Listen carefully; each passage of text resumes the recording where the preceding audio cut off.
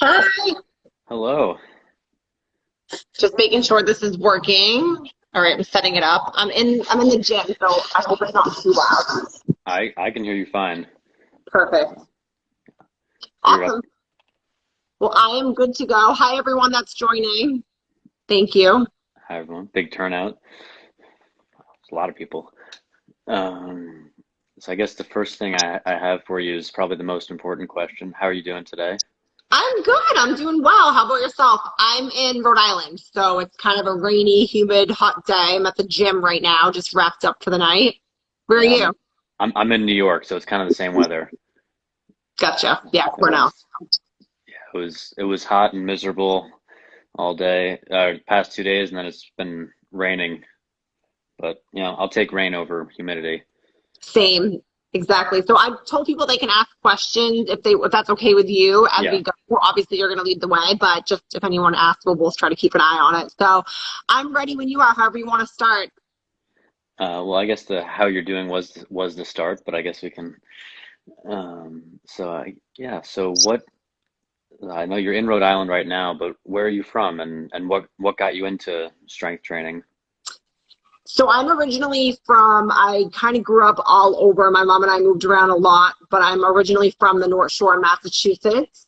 And I got into strength training from a really young age. I always was a runner. I used it as kind of in a way to escape. When I was younger, I didn't have the best home life, so I loved running. And when I was in middle school, I started going to the high school to work out with the girls that were older because they were faster and I just wanted to always improve. And I just walked into the weight room one day because I remember just learning about sprinting mechanics. I was obsessed with FloJo, who is to this day still one of the fastest women in the world. And I read her autobiography when I was in middle school, and I remember that she was big into lifting to improve her speed. So I got into lifting just for the sole purpose of trying to become faster. Did not really know what I was doing. Again, I was 13 years old. I pretty much just did arms. I remember bench press was my first lift ever, and I did a lot of biceps because I was self-conscious of how small I was up top compared to my lower body. But that's where it all started, right in middle school. Interesting. I think bench press was my first exercise too. Just useful for rowing. Yeah.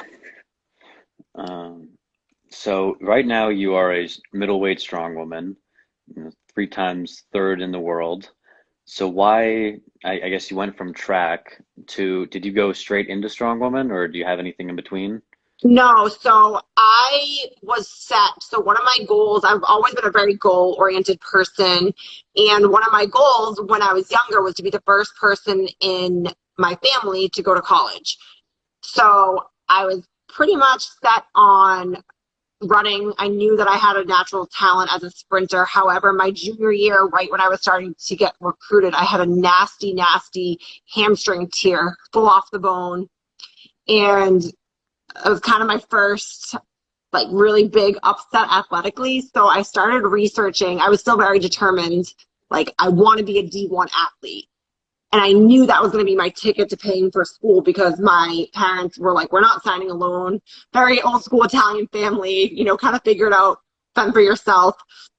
They didn't believe in me going to college. They said, just go to a local one. It's cheaper. And I was like, I just kind of had the attitude like, well, watch what I'm going to do.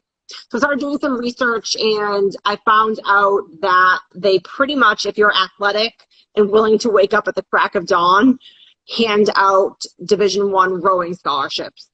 So I talked to a few coaches, and the good thing with rowing is it's the only Division I sport that has a novice opening. So I talked to a few different coaches, and a lot of times they look at how fast you can run. That's one of the I guess like prerequisites to rowing. So I knew I was a good runner. And then they just had me do a 500-meter sprint on the rowing machine, which is called the erg. And they were like, you have a lot of potential. Because I had done a different type of rowing, seine boats, which is kind of like old school Viking stuff in my hometown of Gloucester. So yeah, I just kind of walked on and did rowing for 4 years. Didn't like it. Honestly, it just paved my way through college. I had a nice scholarship And I'm thankful for it though, because it taught me discipline. And that's where, for the very first time, I had strength and conditioning coaches. We lifted 3 times a week. And that is where I just fell in love with lifting. I loved how it gave me the same, like my heart rate just goes up even talking about it because I'm so passionate about everything it's done for me. I felt like when I was sprinting, it was just me versus me. And I just got in this mindset of like always improving. And I felt the same way in the weight room, only there was an added adrenaline rush to it. I remember the first time I back squatted, I was like, wow, this weight feels like it could kill me.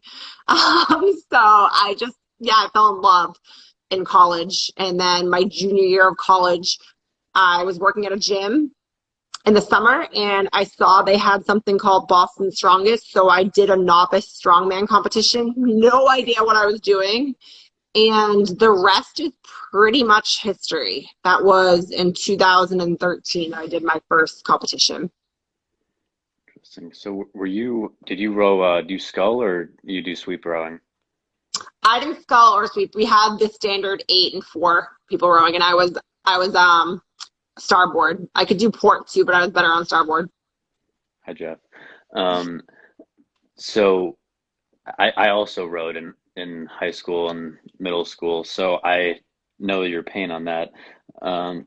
Did you find that you got overdeveloped on your left side? Because I know for me, even now, I still, because I was a port and my right side, even my right leg is just stronger than my left. I was constantly pulling to that side. How'd you work out that imbalance? Yeah, I think it was a 10-pound imbalance, I believe, on my right side. And it actually, like, people think strongman's dangerous. Rowing, that repetitive movement of constantly doing it over and over again. I had a lot of lower back issues, which started primarily from rowing. So, yeah, and I just, I think I noticed I had that and was always working on it once I transitioned, once I was done with rowing and was just strictly doing strongman. So a lot of unilateral movements that I just needed to improve on. And then, not always I was very hamstring dominant. So I was trying to work on more quads. But yeah, that's a great question. Because again, people think it's safe and it's like you're doing the same movement over and over again on one side. So Yeah, half my team was injured at any given moment. It was leg, back, arms, just something was wrong because of that repetitive motion. So my girlfriend's actually in the chat, and she had a question. Let me go. Yeah, so she had a question for how did it feel doing your first competition My back first in 20? competition, like I said, I had no idea what I was doing. I remember I signed up a novice and a bunch of people on, I forget if it was MySpace. I think it was Facebook, reached out to me. There was a group called New England Women of Strength, and they were like, do you want us to send you DVDs? And I'm like, no, I'm just going to YouTube it. I'm fine. I don't really know what I'm doing. And I didn't know what I was doing. And it's funny, looking back at the pictures, I was wearing like a tank top that was a very like silky material.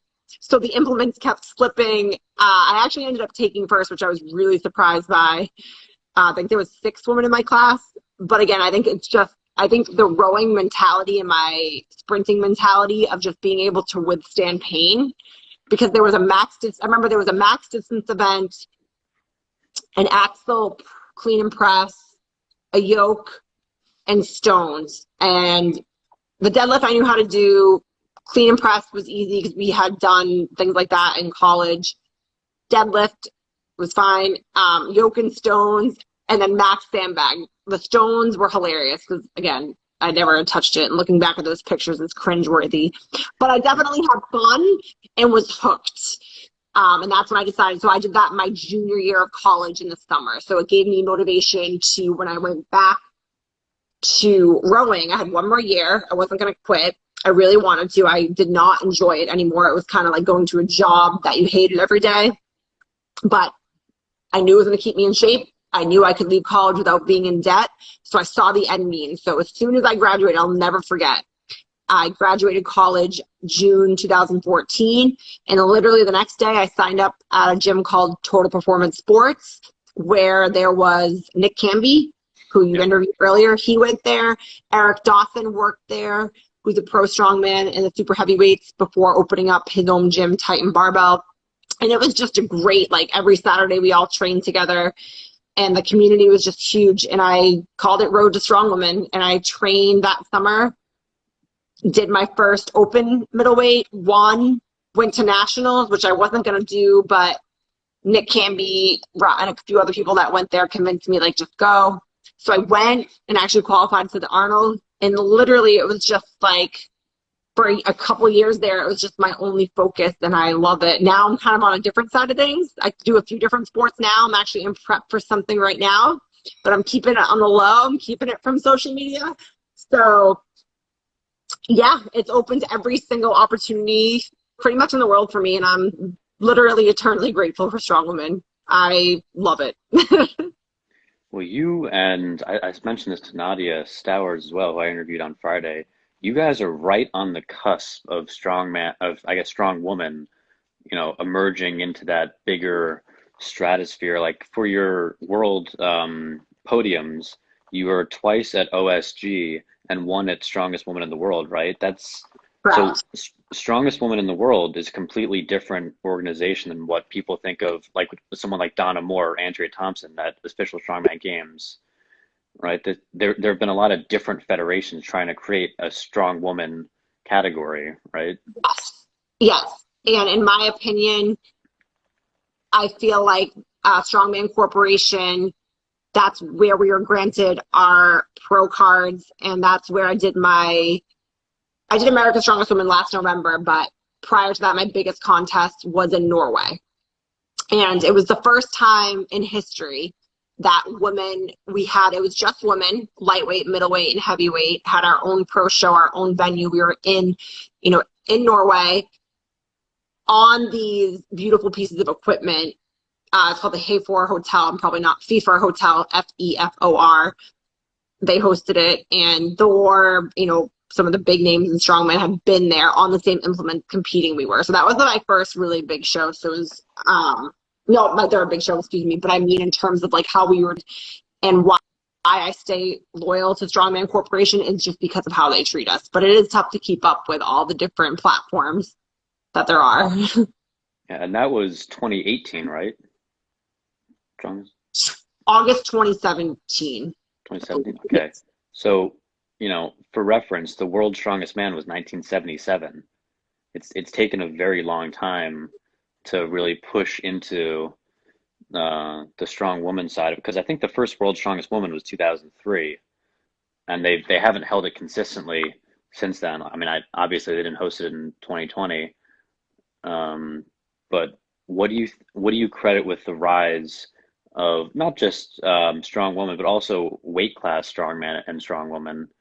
You don't just have people like Hafthor up there, but you can have people like Nick Canby, who spoke earlier today about wanting to be sort of a trailblazer, an ambassador for the lighter guys. Yeah, so that just goes back to the overall community itself and everyone pushing for women and men, the different weight classes, to have more opportunities. I know Dion Wessel's Strongman Corporation president really fought for us to get pro cards, and then Strengthlete Collective, like what Nick just competed in, that was the first big thing that middleweight men have ever been able to compete in. And don't quote me on this, but I believe it was the biggest prize money that's ever been at stake for middleweight men. So I think it was, yeah. I credit that just to the community. Social media helps a lot with that stuff because people voice their opinions about it and talk about it, and then they're able to get in touch with different sponsorships. And, Anthony Furman, who started that contest, it's pretty amazing because it's going to be aired on ESPN2 this coming Sunday. And I remember when he asked me to help out at it and help interview some of the athletes, it was, like 5 months before the contest, and it turned out to be huge. And again, that just goes back to how great this community is and how much we all want to grow it. Because if you look at other sports like powerlifting or bodybuilding, we're not as big as them. People still sometimes are like, what's strongman? Is that like CrossFit? And then when you say like the Atlas Stones, they think, oh, the big men. So we still have a ways to go, but we're getting there, which is huge. Even from when I first started, like I said, I actually went on NPR when I was younger and talked about the fact that women didn't have pro cards. So I think people just talking about it on social media helps more than you could imagine. Well, I think that there's also something to be said for somewhat going back to the middleweight men, how bef they didn't really have the physical platform, so they created more of a digital one, like Cale Beck, Alan Thrall, even Darren Sadler, all middleweight guys, but they found ways to promote the sport outside of competing. I mean, Darren's got Giants Live, Cale Beck has Starting Strongman, and Alan has Untamed Strength, and they're all hugely successful mediums for promoting the sport without them necessarily getting the recognition as I might not be phrasing this properly, but a Cale Beck isn't going to be like Nick Canby. He's not winning a show that's putting strongman on the map, but he spent the past 10 years putting middleweight strongman and weight class strongman on the map.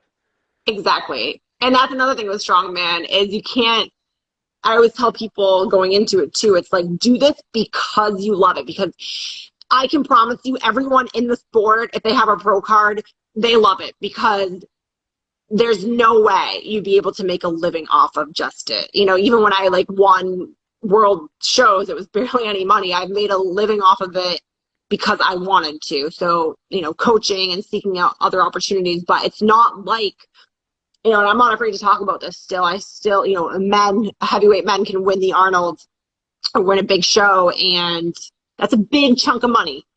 And again, don't quote me on this, but I believe men for winning the Arnold get anywhere between 40 to 60,000, where when I've podiumed the biggest shows and walked away with less than 5,000. Yeah, I think men it's 50,000 at the Arnold. Yeah. Um, And the Olympia, if you compare it to other sports like bodybuilding or something, it's $100,000 for winning. So still a ways to go, but we're getting there. well, I think they also, and this isn't to disrespect any of the promoters, they sometimes dangle extra money that I don't know if they really have.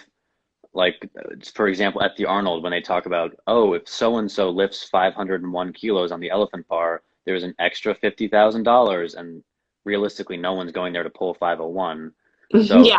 they can say, oh, we have this money if someone wants to do it, and then when Hathor wins with a 473 pull, then they're like, yeah, well, okay, I guess we don't have to pay out as much.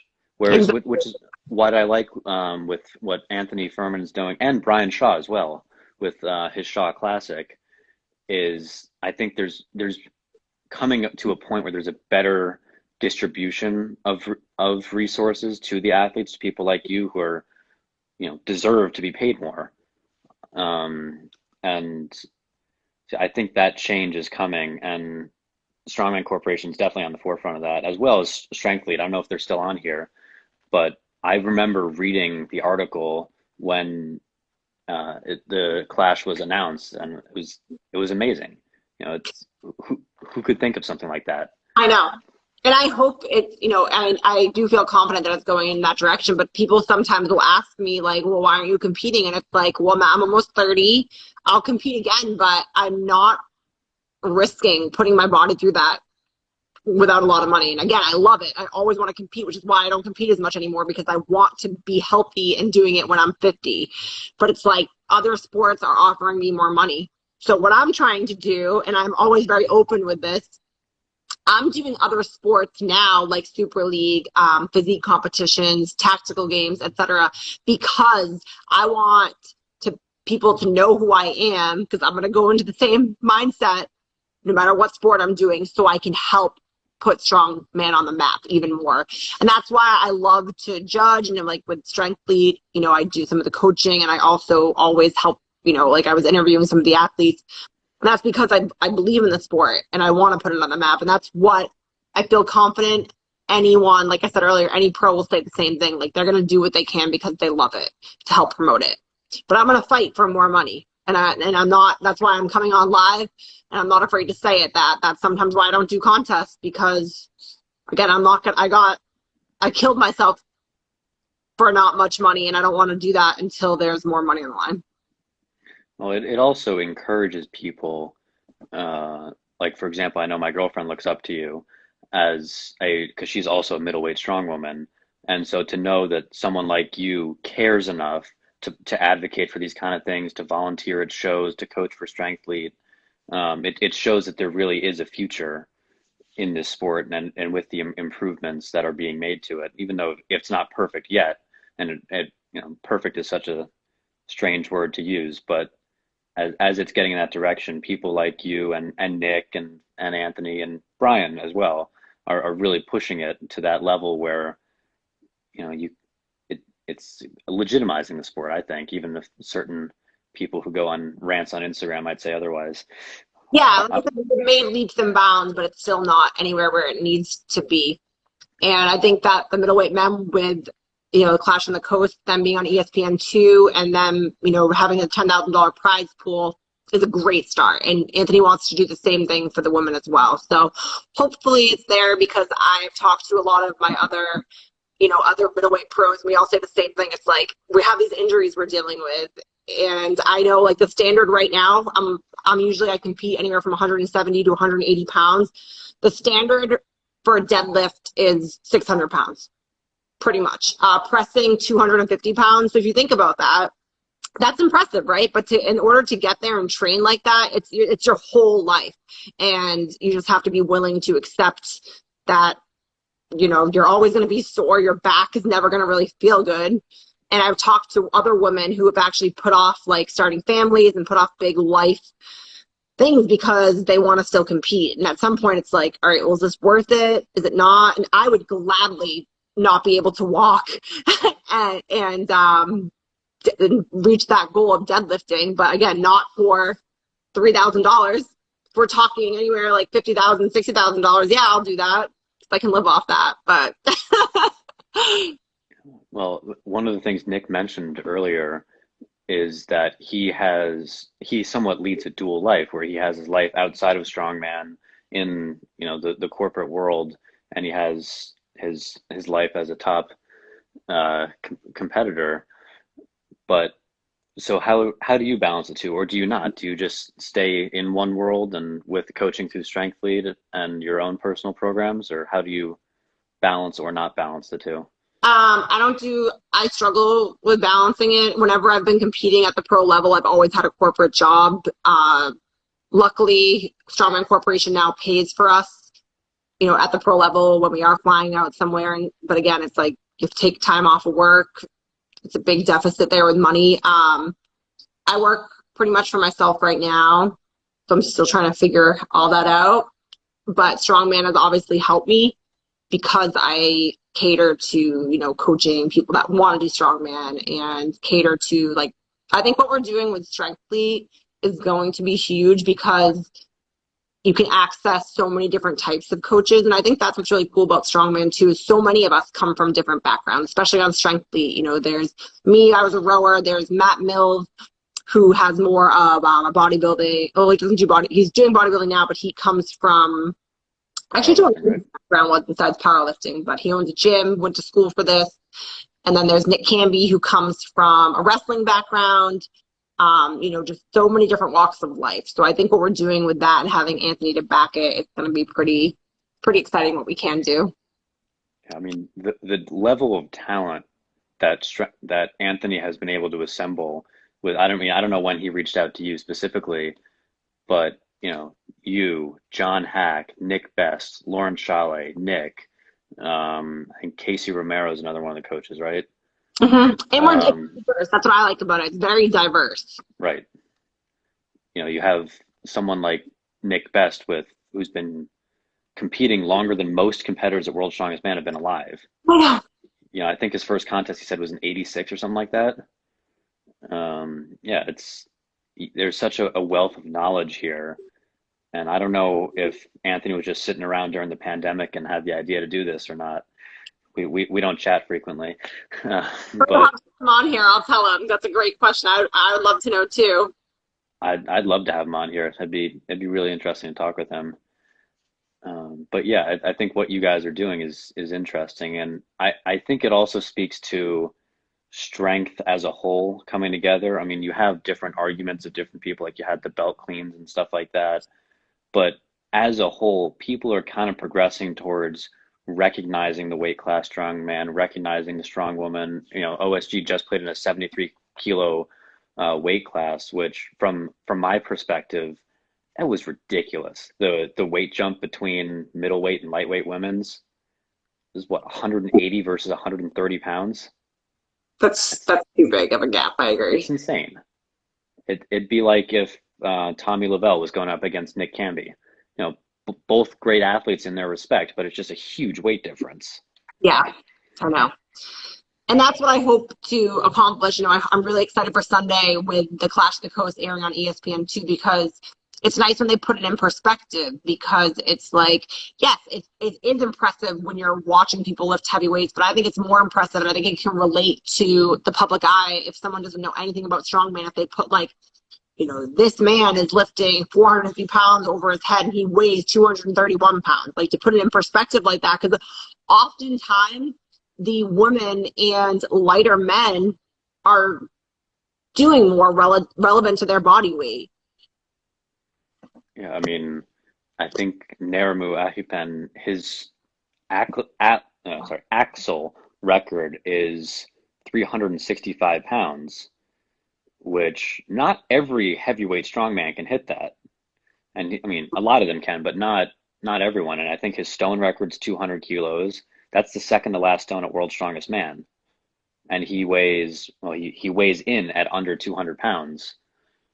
So and I think part of it too is something, sorry to anyone who was on here earlier and is hearing me repeat myself when I was talking with Nick, but if you look at the gym, the general gym going population, most people aren't going to get much bigger than Nick, or for women, most women aren't going to get a whole lot bigger than you are. So you guys are more of an attainable, oh, if I work hard, I can get to this level. And, like, I'll never be Eddie Hall. It's just not going to happen. Well, yeah, exactly. And that's one of the things that's kind of actually how I started like a whole Instagram business without even realizing what I was doing, is just, I myself couldn't believe that I was capable of doing this. Like, I remember when I first started really lifting, getting into strongman, I remember like my lifetime goal was to deadlift 405. And at that time, I hadn't even pulled 300 yet. So it's like, once I pulled 300, and then, once I pulled 405, it was like, okay, cool. It's like, even looking back, I can't believe that I was capable of it. And that's what I like to show people. It's because girls will be deadlifting, and I'm like, no, if I can do it, you can too. So that's just what is amazing to me. And when I started, I was like 150 pounds. I was, like I said, I had no upper body. I was skinny, and you can build it. So I just try to educate people on that too, because I really hate, that's one thing that I'll always fight with people on, is when they say like, well, I couldn't do that. It's like, actually you could. So Someone like Nadia is actually a very good example of that, because I think she got into it 3 or 4 years ago. exactly. And someone Just like Aoife Ingalls, she wasn't even an athlete growing up. She didn't start lifting until she was older. and Nadia was the same way. But yeah, so I think it was like after, it was in college that she started lifting. So go figure. And she's done amazing things as well as a lightweight. Actually, this isn't one of my questions, but it's a side note. Have you seen the lineup for UK Strongest Woman? I have, yes. That looks insane. I know. And it's so funny because I'm still so like, strongman, just, I love it. Like I said, it makes my heart rate go up. So when I look, I'm just kind of like not mad at myself, because I'm doing something else that I know is going to further my career, like lifting wise, but I wish I was doing it. But I know I'll be there again next year, I want to say next year or the year after, for sure. Yeah, I think that's the first time they've done a UK Strongest Woman, right? That's the first ever. Yep. Yeah, and what an amazing lineup they have, honestly. It's how many World's Strongest Women and record holders are in just the UK alone, Yeah, which is, yeah, right? I love And that. And hopefully other countries, I hope it grows in every country. I really do. the U Freezing. oh, my back. You're freezing again. How about now? That's good. That's good. Okay. I know Russia and the Ukraine and those areas, they have a fairly strong strongman and strong woman representation. I forget her name, Olga, something Yep. like yeah, Ukraine. she's what, 3 or 4 times Ukraine's strongest woman? Yeah, and she's podium too at the world level as well. Right. Yeah. Well, that also speaks to what you said about Dion, the head of Strongman Corporation. I know she was pushing Wesley Claiborne and Anthony Deal, and Travis Ortmeyer. She was getting them out there to Russia, and when Camby was competing, and also in Russia, you know, I know she was really pushing to get these guys on an international level, and I think that's a real testament to what she's doing for the sport. She's also someone I really want to talk to. She's more the behind this. So that's funny. We were talking about the corporate world earlier. Hi, she was one of my really good friends, and I think it's just important, if you don't mind me just like saying about this, because you were talking to Nick about how he had to lead 2 double lives. I often felt the same way because I didn't want the corporate world or my managers to know I was doing this and think it was distracting from my job. You know, I didn't want them to think that at all.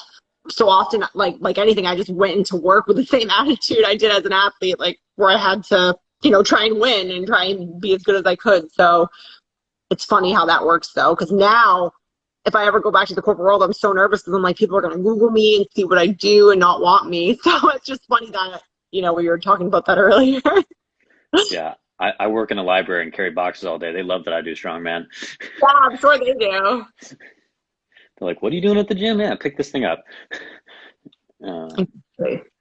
So I know how it affected your college career, but how do you think lifting has had either a positive or negative impact on your life? Do you think you gained skills that maybe you couldn't have learned in the classroom or couldn't be read in a textbook that you got either in the gym or on the platform?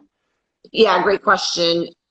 Yes, I feel like I owe part of my life to what lifting and competing as a whole has done for me. Honestly, I'm someone that has always struggled, and I'm open about it now. I used to try and hide it, but I've always struggled a little bit with like mental health and insecurities.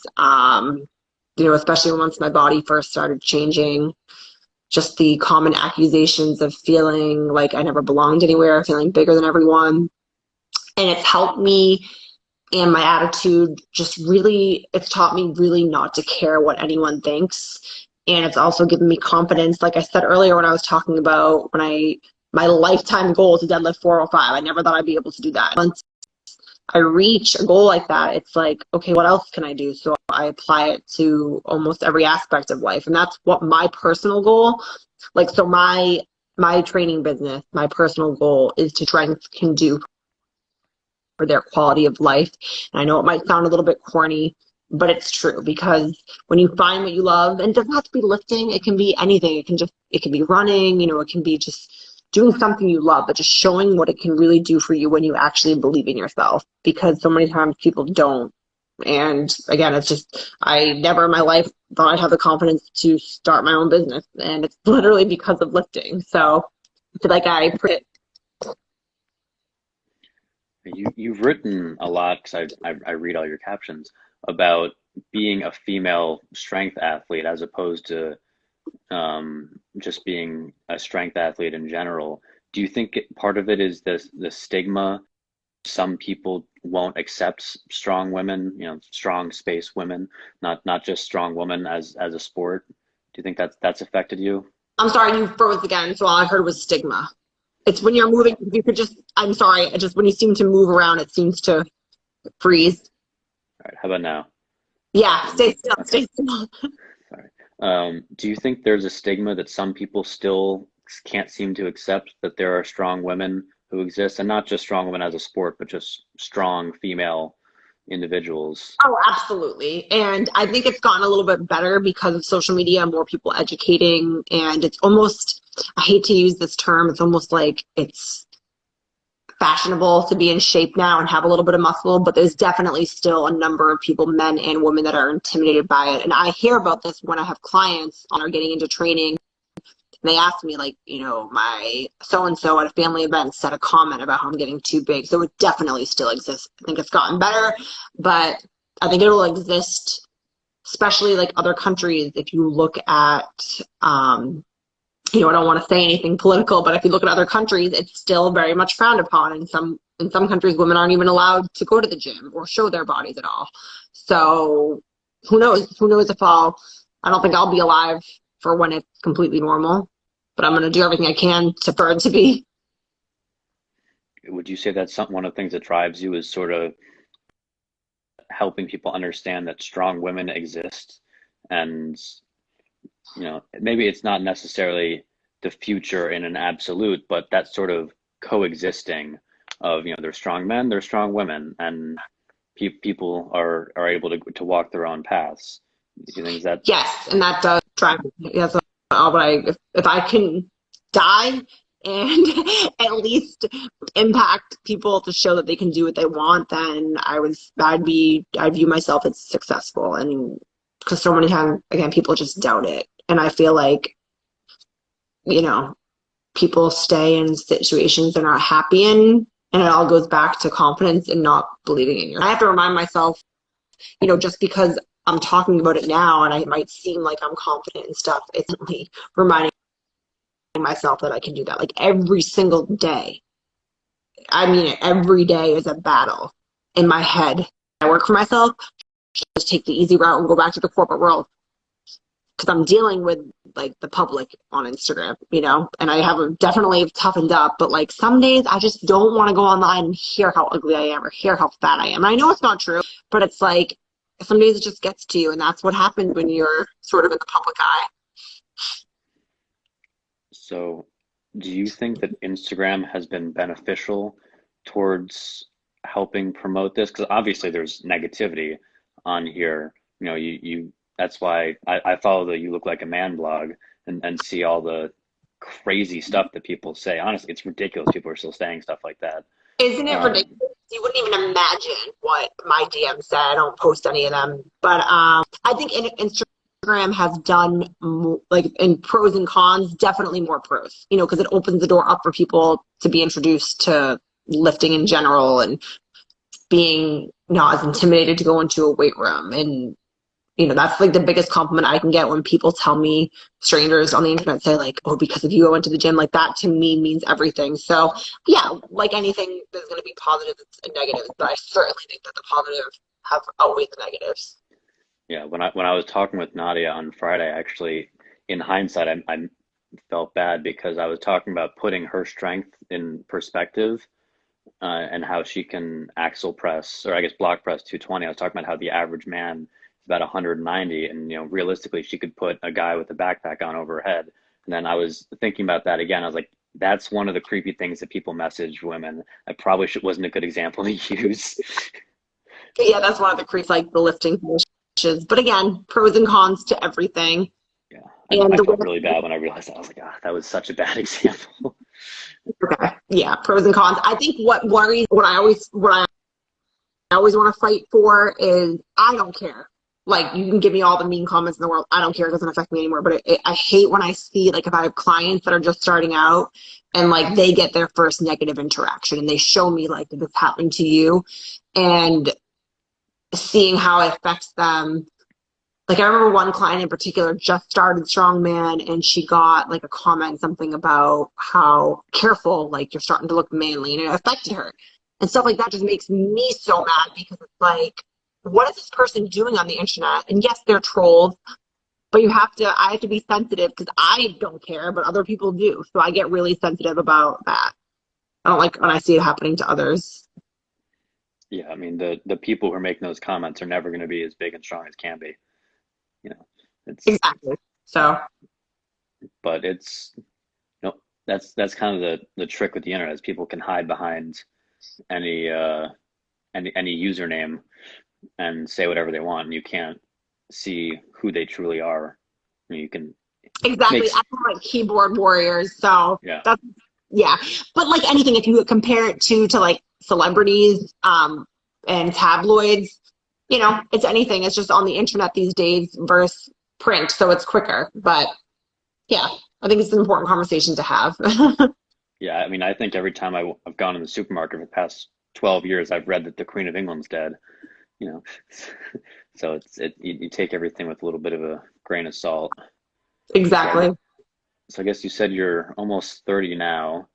I wouldn't really say you're in the twilight of your career. I think you're still probably just getting started. Thank you. Um, I think so too. so I guess that kind of leads to my next question. What do you have planned for the future? I know you have secret things that you can't Yeah, reveal, I have a but secret thing. I have a secret thing, and I'm doing a big move. Hopefully this year, I plan to do it around October, November to Arizona. And one of the reasons I'm actually doing that is because that there's more opportunity. I'm closer to California, closer to LA, and all the big things out there because I've been involved in some like Super Bowl commercials and a couple of different things. And again, my main goal, yeah, I got to make a living for myself, but like if why I'm doing that, I can put strongman on the map, I'm going to do that because I sometimes forget. Again, it goes back to some of my own things in my head that I'm working on. Sometimes I forget that I'm still like relevant because I'll tell myself like, oh, I haven't competed since November. Like I'm no one. And it's like, no, no, no, no one can take the titles away from me. And no one can take, I know that I've helped grow the sport. I know I have. So no one can take that away from me. And like I said, I have to remind myself that like I've done a lot and I'm still doing a lot for the sport, even if I'm not always competing. So that's actually something I talk with Nadia a lot about is West Coast strongman scene, especially California, is really big right now. Like I know Charity Witt's out in Arizona, I think. I think you guys, Mhm. right? But I was talking with her about how, the Jacob Finnerty, his whole gym, one of my friends from Cornell, he works with Big Tommy Burns at the Strongman Club out there. His name is Nick Beeble. Love to chat with him at some point if he's not too busy. But yeah, Ode Hauck and Martins, Chris Burke, Lefa. There's just so many people out there that. Exactly. There really is. There really is. Do you think you're leaving the East Coast behind though, in terms, well, I mean, physically you would be, but how much of a development in the East Coast do you think there still is as opposed to moving to where things are versus where things could be? So I'm not leaving the East Coast because of like just a career.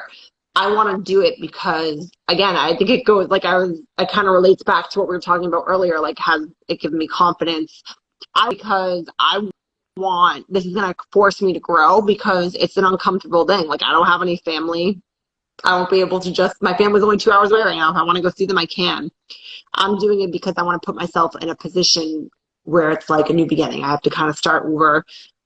And I'm lucky because I'm so well connected, in the fitness industry and in the strongman industry. And I'm not, everything I've done for the East Coast, there really is a big strongman community up here. Some of the, Titan Barbell, Total Performance Sports, I work at Top Strength Project. Some of the biggest gyms are on the East Coast. But again, I'm not doing it because I don't think it can keep growing up here. I'm doing it as a personal choice just to push myself out of my comfort zone. Interesting. Right. Yeah. Because, I mean, I know, do you know New York Strong? Yes. I live right next to them. Oh, okay. So All right. I used to that's, travel up there a lot when I was in medical sales. yeah. So they, Todd and Anna have a really good, and Tommy Lavelle too, down here Yeah. with Squats and Sciences. They've got a really good lock on the East Coast. But that's, well, I guess with Becca Lork down here too, she has sort of the female side picked up. But I think there's definitely a lot more people who could be into strongman and strongwoman over here that aren't necessarily, as opposed to California, where it seems like there's a shift between more powerlifters are in New York and more strongmen are in California, Yeah. It's funny you said right? that. Yeah. Yeah, I mean, I know Nico Chaparral has made the transition to strongman, but he's kind of an exceptional athlete too. Yeah. Uh, but yeah, I don't know. It's interesting seeing the comparison. And then in the Midwest, you know, they live and breathe West Side, so you're not going to get any strongman out of there. I know. But It's funny how it's segregated like that still. yeah, I mean, maybe Pete Bremner, but that's really just deadlifts. No offense, Pete. Uh, so I guess I have one last thing to ask you. I think I've already taken a lot of your time tonight. So if you could go back and speak with 18-year-old Brittany who hadn't torn up her hands on the erg yet, what do you think you'd tell yourself going back 12, 13 years? I would tell myself not to be so goal oriented that it affects my present life. And what I mean by that, I was in a rush for the next big thing. I was in a rush to graduate college so I could train strongman. When I was training strongman, I was in a rush to get to nationals. When I was training nationals, I was in a rush to get to the Arnold. Always looking at the next big thing. It wasn't until I went through a significant injury that to appreciate the present moment. Because when you're young, you're always excited about something, but as corny as it might sound, tomorrow isn't promised. We just had someone in the strongman community young pass away this week, and it's like, you never know what can happen. So I would tell my 18-year-old self to just literally enjoy the ride. A lot of people have said something similar. Some have decided to change, little advice here and there, but I think the vast majority of people have said that what they did when they were 18, 19 has shaped who they are now. Yeah, I think I was on a podcast recently speaking about this. When I was younger, and again, some people never lose their ego. But when I was younger, I thought that getting a title and always having these titles and these things under my belt, I was doing it more from like an egotistical standpoint because I wanted to have that name. Where now it's like, if I do something, it's because I love it. And I know that I'm very competitive, but I go into things not so much caring if I win, although I'm still very competitive, but it's more about the journey. Everyone says that, but until I think you have to go through some bad times and some shit in life to really fully grasp what that means. Because when you're doing something for ego, love, it's completely different. Yeah, it's like in Scott Pilgrim vs. the World, the power of self-respect. Froze. People get a little wrapped up in their ego. People think because they lift X number of weights that they're above everyone, and that couldn't be more far from the truth. Some of the softest people in the world are some of the strongest people I know physically. Doesn't mean they're strong mentally. Oh, that's kind of what's funny. You watch a lot of powerlifters my age who talk about how they're all Vikings and everything with their calibrated plates and their air conditioning and water fountains.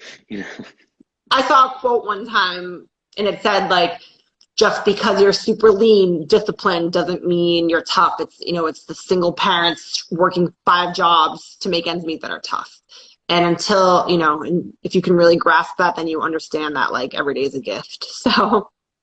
Yeah, and I remember Anthony Furman a year or two ago posted something, one of his funny memes that said, the devil perched on my shoulder and he whispered in my ear, "You're not strong enough to withstand this storm." And I replied, "Relax, bro. It's just a workout." And, it's just, Exactly, but it's true. It's very true. And that's something Lauren Shahlai says all the time too, is, no one is forcing you to become world's strongest woman, and nobody's saying you have to go to the gym, you have to eat your meals, you have to do your stretching. You love it, so that's why you do it. Exactly. And again, like anything, you just have to take pros and cons. Like I'll even ask my clients if they're struggling. It's like, okay, you're gonna have bad days. We all do at the gym, personal life, but you have to ask yourself why. Like, what makes you get out of bed in the morning? You have to answer that.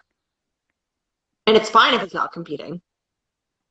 But again, it goes back to the ego. It's like you need to really dig deep to figure out why you're doing something. And, at a certain point, no amount of coaching is going to tell you what you have to tell yourself, right? Very true. Well, let's see, it's 9:21. I think we should have kept you for almost an hour. It was awesome. I'm so happy we did this. And it really, like, I love I don't really get to see a lot of people anymore because of the way the world is, and I used to see people all the time. So I'm really thankful that we did this. It's my first time going live. We should do it more. I'm a huge fan of this series. I guess it allows me to talk with people like you. Yes, it's seeing people like you. You're growing, you're helping. So I appreciate it, and I'm really excited for you.